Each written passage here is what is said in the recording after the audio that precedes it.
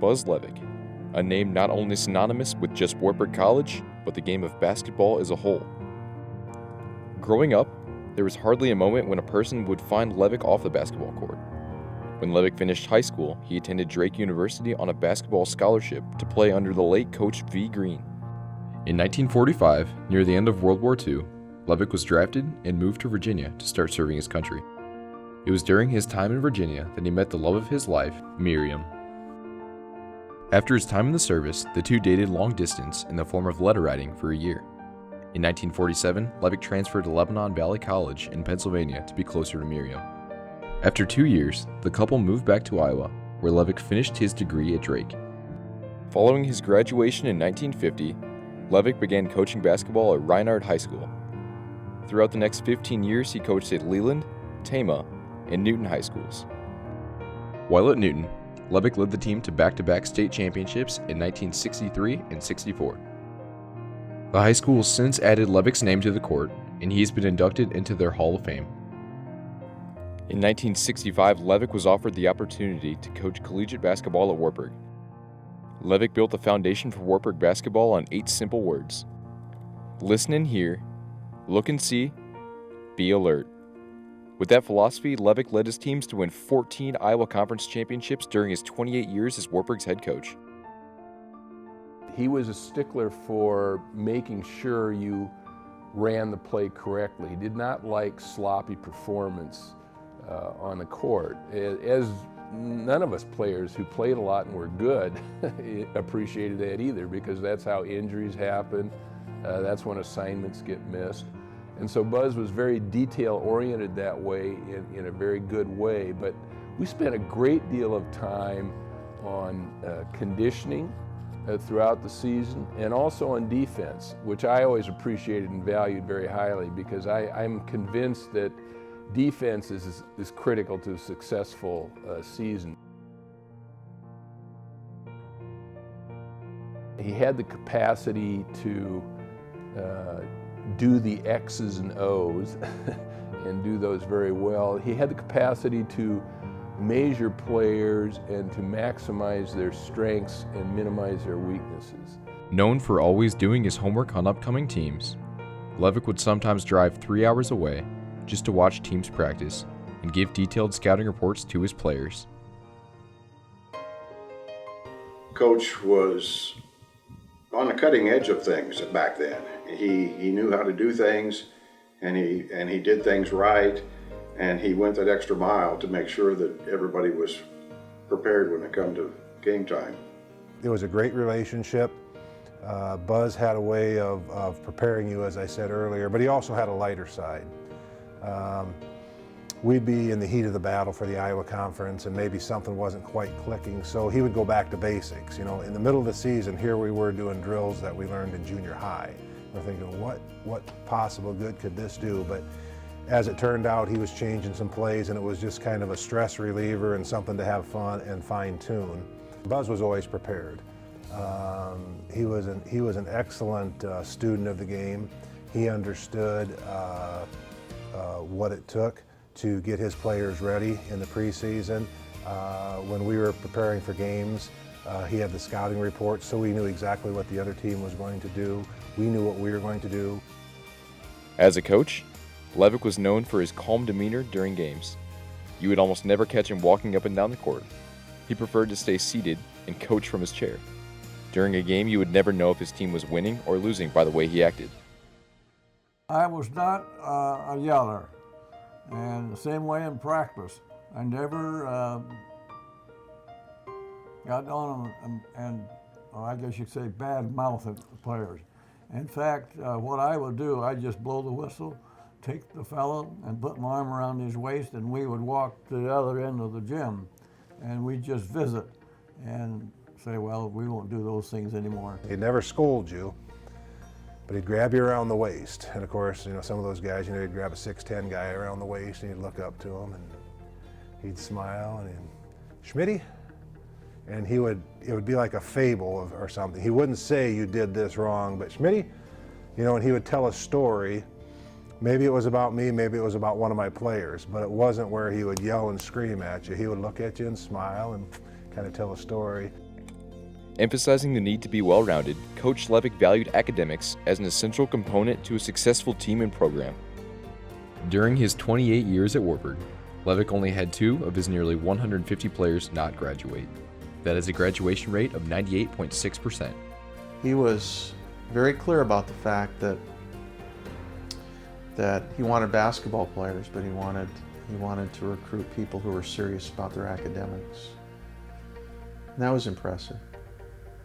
He would always brag, for example, that the grade point average of the basketball team was higher than the college as a whole. So he took a lot of pride in recruiting what he considered to be quality people, as well as just basketball players, and making sure and nurturing them to achieve what they could achieve scholastically as well as on the basketball court. I mean, he understood that we're here to get a college education first. I think college kids, in a lot of ways, are more motivated because they're there as a student.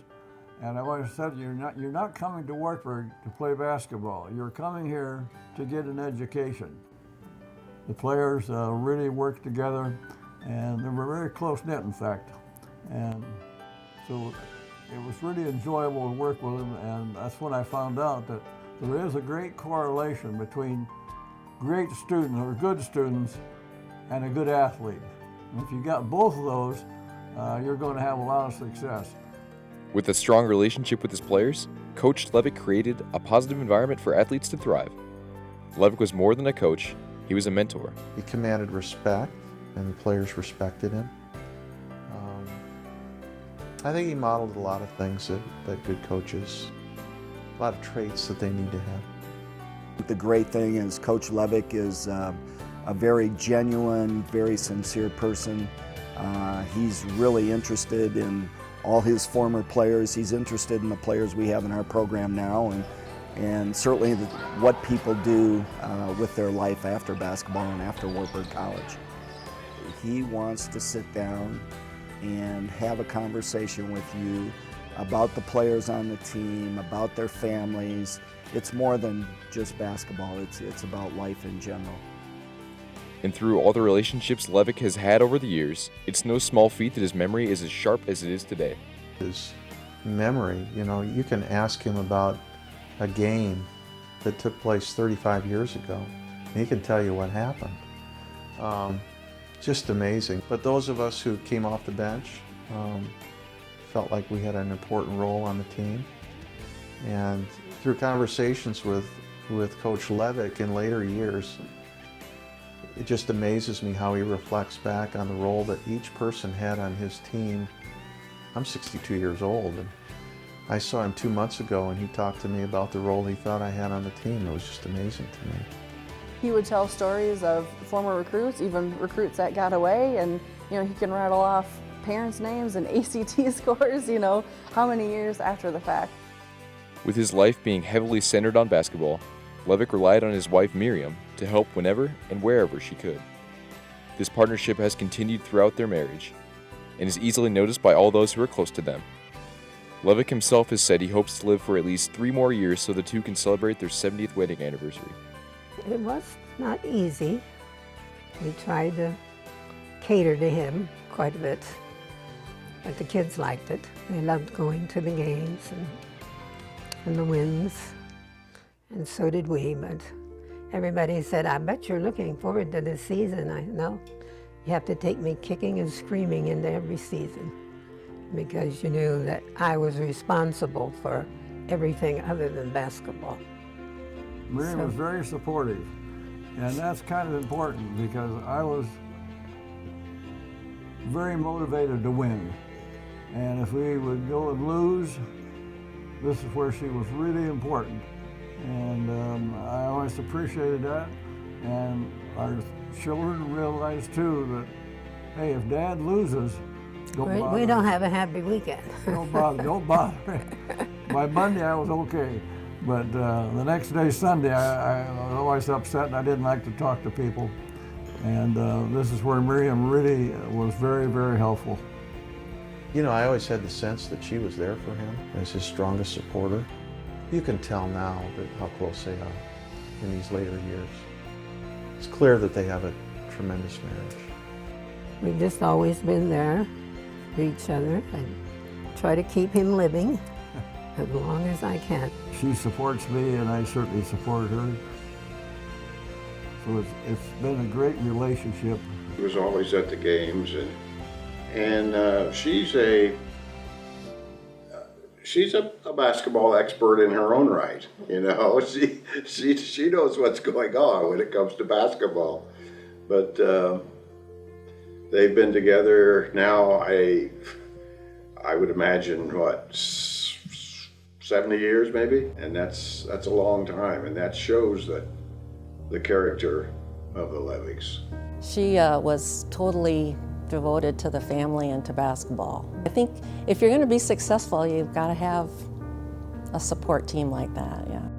Because of the amount of time Levick spent with his players and coaching staff, his family grew beyond his wife and kids.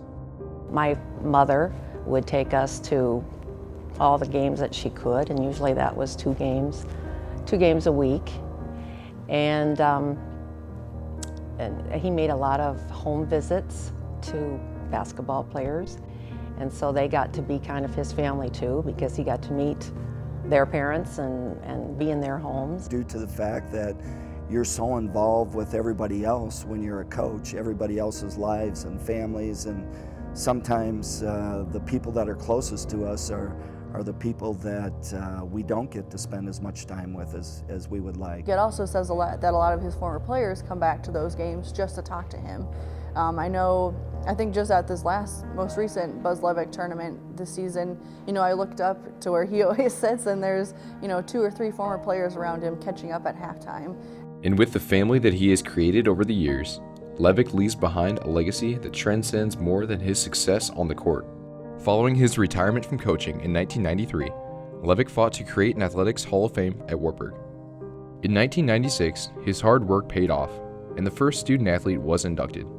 He's really, really committed to trying to honor others, and because of that, he was the guy that started the Hall of Fame at Wartburg College and led that from its inception just up until the last couple years, and really got that off the ground. And through his vision and his desire to honor others, we've been able to appropriately honor a lot of former student athletes that are very deserving of that recognition. In 2007, during the construction of Waverly's Health and Wellness Center, it was announced that the new basketball court would be named Levick Arena. There's a lot of things that went into this building during the process of its development and the actual building of it and all those things, but probably the easiest thing of all those things was that our arena should be named Levick Arena. That was an easy decision. To see the new gym be named after Coach Buzz Levick, I think is incredible and very well deserved. He's one of the kind of pillars of Wartburg men's basketball, and the NCAA appearances that they had, the Iowa Conference Championships, including 9 in a row. He was definitely at the forefront of that. So to see him be named, or the court named after him, is a great honor. For the last few years, the Levicks have given a scholarship to select students interested in pursuing a career in education. Senior women's basketball player Kaylee Cladovo is a recipient of this scholarship. I think it also has helped me be successful here in terms of holding myself to that standard of representing that scholarship well. This past year, the Levicks created another scholarship in the memory of their late son, Robert Levick. After he passed in September, the Levick family wanted to set up a scholarship that would keep Robert's legacy alive and also help future business students at Wartburg. It means a great deal, and not just as donors, but in terms of a couple who has meant so much to the college over decades, as an employee, as donors, as supporters, and even since Coach Levick has retired, he and Mim have stayed so active and are just such strong members of the Wartburg community. and they've invested in the lives of students in countless ways, just one of which is through their continued financial support. It's no secret that Levick's presence brings joy to those around him. Even after more than 20 years away from coaching, his devotion to the Wartburg community as a whole is as strong as ever. Well, we're just so lucky to have Coach Levick and his wife, Miriam, as such loyal supporters of Wartburg. There's just there's no way to really do justice to what they mean, I think, to this campus, to this college, to our athletic department, to the community of Waverly. Wartburg College is a great institution because of the people who are here, the kind of community that we've created. And in my time as a student, we had that sense of community as well, and Buzz Levick was an important part of helping create that community. He's at a point now where he's giving back to Wartburg, because if you would ask him, he would say, well, the success was based on my teams and my players and the administration and the school. And there's some truth to that, but none of that would have happened without Buzz Levick leading the charge. You know, he's a Hall of Fame inductee here at Wartburg, but not only is he a Hall of Fame coach, but he's a Hall of Fame person.